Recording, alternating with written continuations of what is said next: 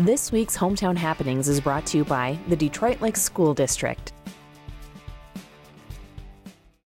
Welcome to Hometown Happenings. I'm here today at the Detroit Lakes School Administration Building with Superintendent Doug Froke, and we're talking about the building options that are on the table. Actually, one option on the table now. The school board has made a decision, and there is going to be planning to have a referendum coming up this fall. So we're going to talk a little bit today about that option. Yeah, Carol, we did. I think probably, the way we left things prior to June 13th, I think that we had three options on the table, and it involved potential building of a new high school and then a potential building of a new middle school, and then the co-location concept that we worked pretty hard at during the course of the first 6 months of this year.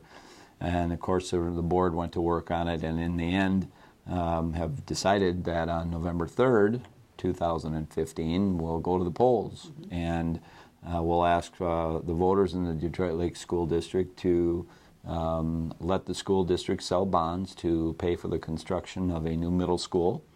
And that new middle school then would seat roughly around 750 students. And then also part of the project would be a heavy remodel of the existing high school. That's kind of a key part to the project too. It's an important part just because of the fact that the building, we need to prepare the building for the future of the high school education. And so that'll be a part of it. And so we take a look at that, and then that all of those things have residual impacts. What has to happen then is that the existing middle school today will become, as it's connected to Roosevelt Elementary, will become all one elementary. So there's some transition things that we have to do relative to converting some of the middle school space into some classrooms that are suitable for elementary children. So yeah, that's the plan. And that's the plan heading into November 3rd, 2015. All right, so Superintendent Froke, talk a little bit about what's on the docket then now that the decision has been made to go with this option of building a new middle school. What are some of the things that will happen between now, the summer, and the November 3rd vote? Yeah, for all intent and purposes, it's what we do now is really the legal side of preparing for the election. We begin to look at polling places. So we pass resolutions that work, and they haven't been done yet, but that work to establish those polling locations. We've got to get legal ballot language prepared so that we have ballots available, and yes, in September already, when they have to be available. So those are the kinds of things that we're doing now. And then really there's probably a little bit more of a step yet to take a look at as it relates to the total project. In other words, what will be that amount?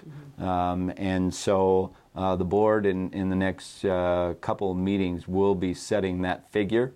We have to have a resolution calling for the election passed by August 21st. Mm-hmm.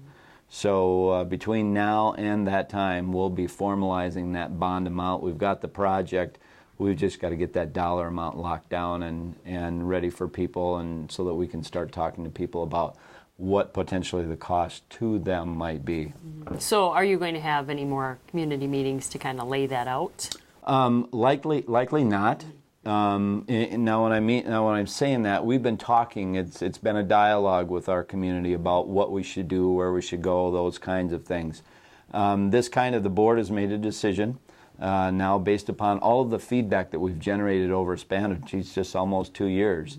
Mm-hmm. And so now what will happen is that we'll start the education process of where to vote, what the project is, the impact on the taxpayer, and then looking to start having those conversations. We're required by law to have hearings, mm-hmm. and we'll have those hearings consistent with state law, and then those will be posted as time goes on. But yeah, so that's kind of where we're at. We're just really grateful for all of the people that showed up and over the past couple of years to help us after the November 3rd, 2013 election and tell us, what we could or should have done, and we've used that feedback a lot, and it really has created the design for what we're doing relative to new middle school, renovation of the high school, and again, one of the key things that relative to the high school is at its current site, just because people told us we like the high school where it's at. So that's just an example of what we do in those listening sessions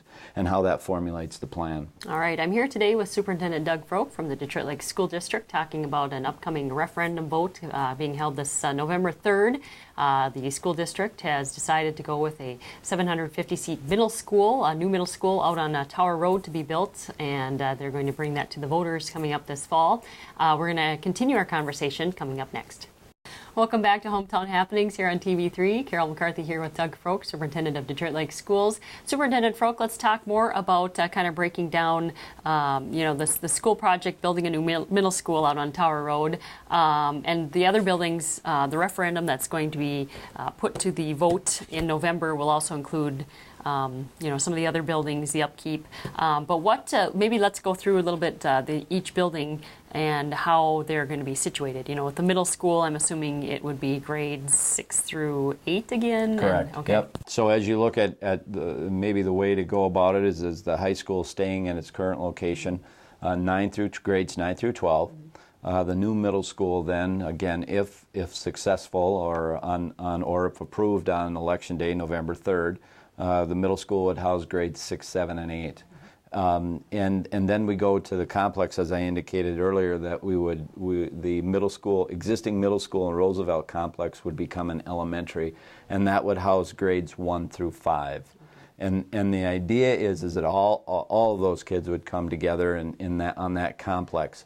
That's kind of been the message for our folks all along is that 5th grade is currently without a home. We put the kids who would typically go to Roosevelt for 5th grade are now in the middle school, and the Rossman 5th graders have stayed at Rossman. So their programmatical aspect is kind of disjointed. And so what this does then, it brings them together and so that they're receiving those similar types of services. And so that's what we had to do. And then Rossman Elementary continued to serve as a programmatical site for us, in that we would house all kindergarten there, and then also about 130 seats for preschool.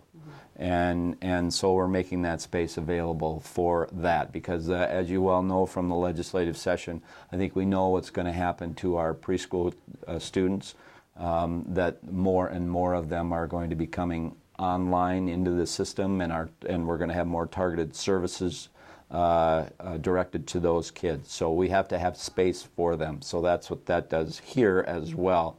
And then, of course, we have the Lincoln site too, and the plan is that the Lincoln site would be taken offline. In other words, either the building would be either sold or perhaps dismantled and that property used for something else and potentially being sold. So that's kind of the plan for right now. Okay, and this building would remain as in part of the school district? Right now, we would look to move as part of the plan. Maybe the administration offices are with the new building. Maybe there's other space in town that we can lease, but this building has served its purpose, and but we're looking to do something a little bit different for our operations here. All right. Well, we'll keep us posted. Well, and if people need to find out more details as they come about, I'm sure you'll be posting them on the school district's website. Yeah, we have a lot of information on the district's website, so it's an easy point and click, and you can find out basically about everything we've been talking about to this point. So. Superintendent Froke, Detroit Lakes School Districts, thank you so much for joining me today. And that is Hometown Happenings on TV3. I'm Carol McCarthy.